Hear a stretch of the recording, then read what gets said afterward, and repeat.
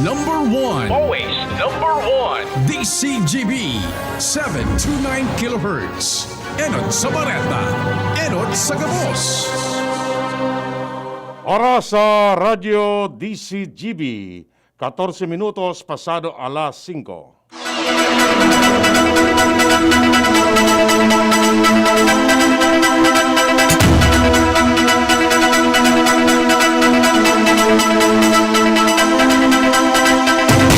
Maray na hapon mga tugang, uya po ang mga barata ngunyan para sa aga, digdi sa Radyo DCGB. Mga barata marulawa sa aga sa mga dyaryo nasyonal. Enot sa PBN DCGB sa mga barata ngunyan para sa aga. Inotuntan barata halid dyan sa luwas si Luwens Barsana. Luwens kamen. Padagos at pagsirpi kan ang probinsyano party list sa mga kaprobinsyano digdi sa Bicol Region. Ini pagkatapos na mapag-araman kan DCGB News kay Congressman Alfred de los Santos na nagkipagtabangan na naman sila sa Department of Labor and Employment o DOLE Region 5 sa pagtabang sa gabos ng mga disadvantage o kaya sa mga disadvantage as in displaced workers sa orientation kasuhapon sa Bato, Camarines Sur para sa pag-implementar kan DOLE tulong panghanap buhay para sa mga disadvantaged at displaced workers o TUPAD program. Susog kay De Los Santos sa pakikipag-ulay kan DCGB News dahil sinda matunong maski na sa katahawang kang pandemya tangani ng makapagsirpi sa sindang mga kababayan bakusan ng digdi sa Albay kundi sa mga manlain-lain na parte kan Bicol Region asin kan Pilipinas. Kung matatandaan si De Los Santos, aktibo ini sa gabos na mga bagay, parte na sa pag-responde sa anuman na klase ng kalamidad. Asin sa ngunyan, pinagpapasalamatan siya kan mga kan publiko, lalong-lalo na kan mga solo parents dahil anta siya na padagos na nagpapasar kan Solo Parents Welfare Act na nasa third as in final reading na tangani nang may aprobar ini sa Kongreso. Asin siya man, pinagpasalamatan man kan mga media workers dahil anta sa paagi niya kakaigwanin na Media Workers Welfare Act na nasa final reading na sagkod sa mga oras na ini. Dagdag na Bareta, halidigti sa luwas, ako po si Luwens Barsana.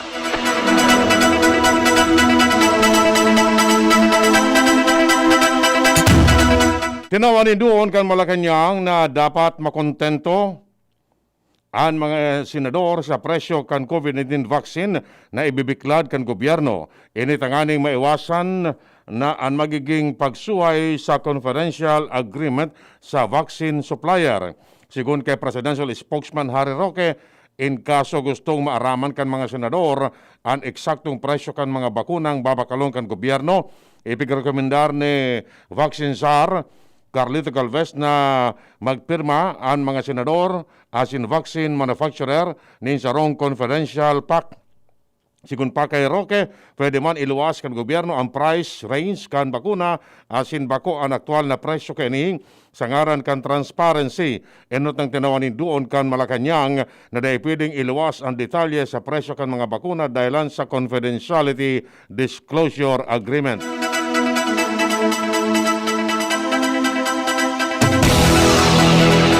Hinagad kan Octa Research Group sa Department of Health na puunana ang information campaign may kinaraman sa pagpapabakuna.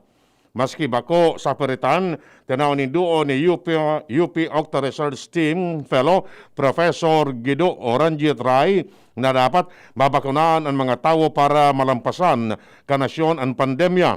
Base sa survey na ipinalwas kan Octa kan Disyembre 35% sana akan mga respondents sa Metro Manila kung saan enot na pig-roll out ang COVID-19 vaccination ang gustong magpabakuna. Nagtutubod man si Ray na dakulang bagay kung isa publiko ni Presidente Rodrigo Duterte ang sa iyang pagpapabakuna. Dagdag pa ni Ray na dapat narekasahan kan gobyerno ang deployment kan mga bakuna oras na mag-abot na ini sa Pilipinas. Sa ngunyan mantenido na epicentro kan COVID-19 ang Metro Manila pero magkasugman ang outbreak kan helang sa luwas kan reyon kaya dapat na higpitan ang pagbantay. Nagilaom si Ray na day talaga magkakaigwanin surge kan COVID-19 infection sa nasyon asin imbes medyo paglangkaw sana kan mga kaso.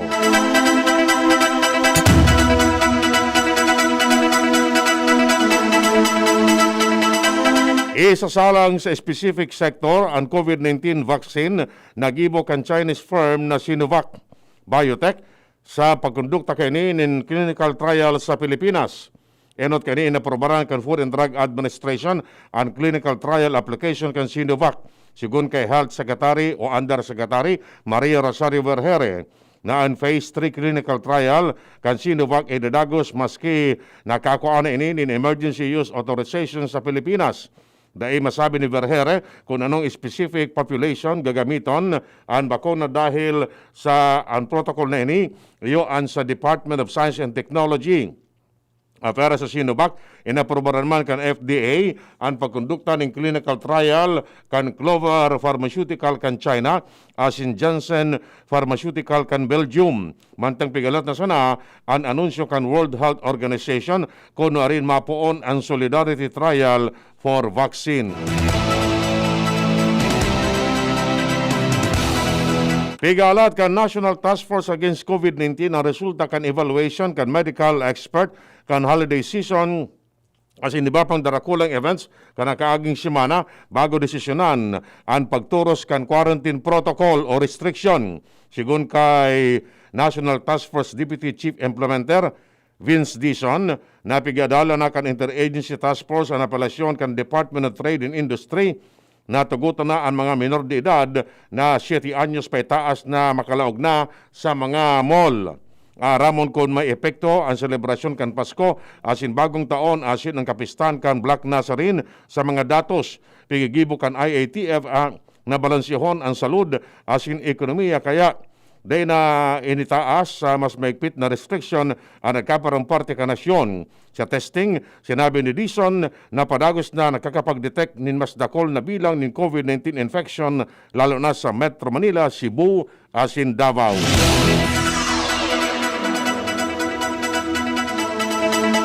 Napalawi pa sa sa Enero 25 ang pagsarado sa Office of the Solicitor General kan magpositibo ang 8 empleyado kan OSG sa COVID-19. Ipiniluwanag na ang karagdagan na aldaw kinakaipuan para mapagulan ang ulakit asin tanganing tawanin dalan ang pagkondukta nin sanitation asin disinfection. Padagos man na matrabaho ang mga empleyado sa paagi man kan iba-ibang alternative work arrangement.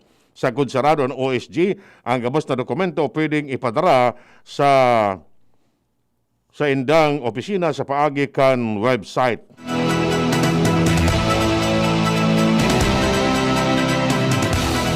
Inanunsyo ni Philippine Ambassador to Saudi Arabia Adnan Alunto na naresibi na niya ang ikadawang dose ng COVID-19 vaccine sa Riyadh.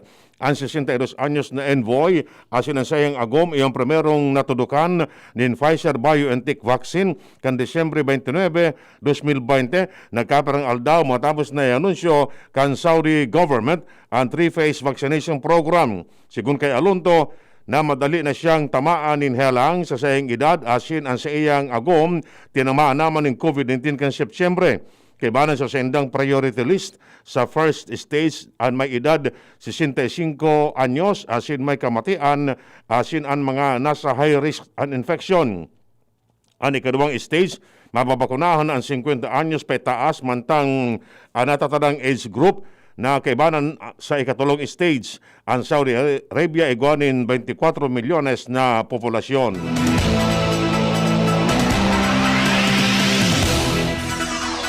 Nagsumitir ng propestong lakdang si Senador Pia Cayetano para sa pagkakaiguanin vaccine passport program. Kamautan kan Senate Bill 1999 na magkaiguanin tunay na monitoring sa pagbabakuna kontra sa COVID-19. Paliwanag niya na passport o sa passport maaraman ang petsa kan bakuna kung ano ang pigtudok na bakuna, nagkaparang dose na ang naitudok, asin ang gabos na may kinaraman sa implementasyon kan vaccination program kan gobyerno. Kamabutan kan na Senate Bill 1999 na magkaiguanin tunay na monitoring sa pagbabakuna kontra sa COVID-19. Paliwanag ni Cayetano na sa passport maaraman ang petsa kan bakuna kung ano ang itinudok, pero ang dose ang itudok asin ang gabos na may kinaraman sa vaccination program. Pero digdi sa passport, masusubaybayan man kan gobyerno ang distribusyon nin bakuna, ang epekto kani sa mga tawo, ang pagiging efektibo kani sharing man ang pagkukondukta nin post-market surveillance. Kaya ba naman kan itanao o itataos na passport, nagkaparang benepisyo depende sa pag-uyon kan interagency task force.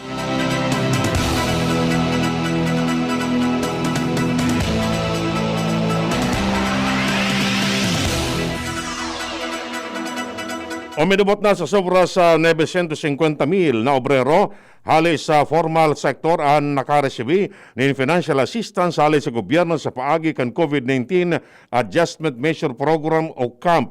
Sigun sa kay Labor Undersecretary Dominic Tutay, maabot na sa 952,000 na trabador ang natabangan kan subsidy program, lalo na tagikan sa sektor kan edukasyon asin turismo.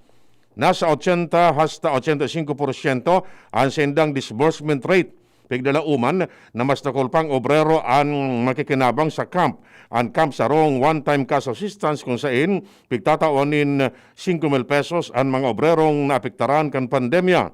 Sa araron kan bayanihan to, nasa 7.4 billion pesos ang budget na itinagama sa camp kay Banana ang 3.1 billion pesos para sa tourism workers.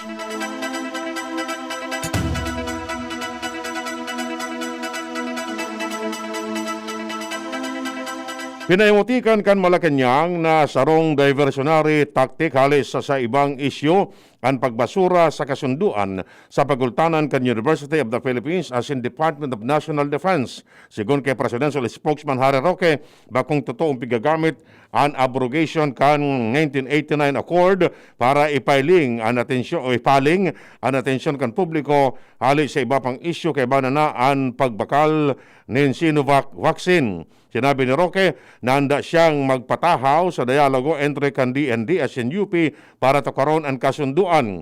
Enotang sinabi ni Roque na suportado ni Presidente Rodrigo Duterte ang desisyon ni Defense Secretary Delfin Lorenzana na ibasura ang kasunduan.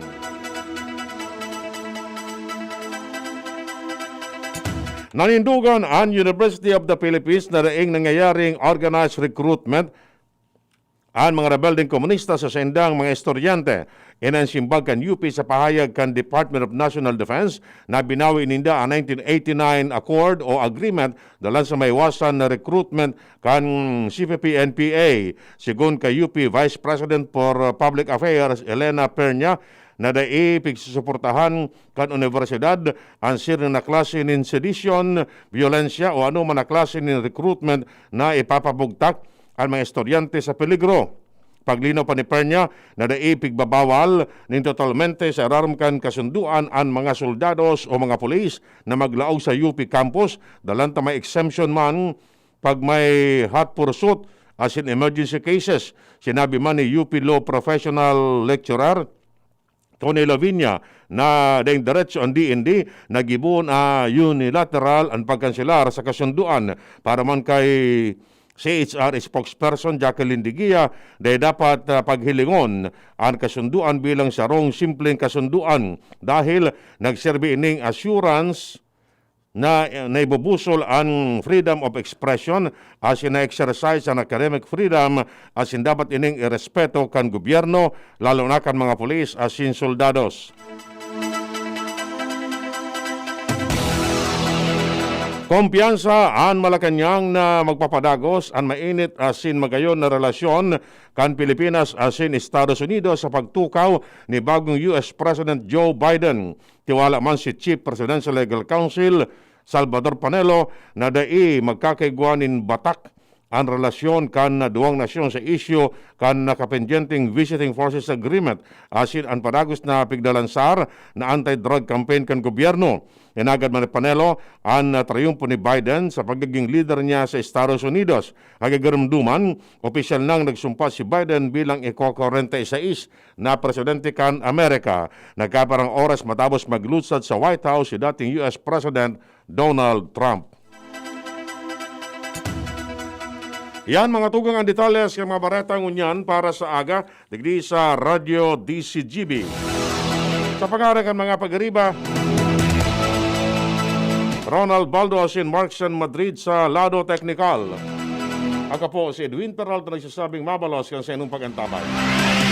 Araw-araw mas sasarap dahil andito na ang new Coffee Mate 60-gram tipid pack. Sa halagang 15 pesos lang, araw-arawin ang creaminess in your coffee. Sa new Coffee Mate 60-gram tipid pack, you can enjoy up to 12 cups of creaminess every day. Talaga? 15 pesos para sa 12 cups? Yes, 15 pesos para sa 12 cups of coffee.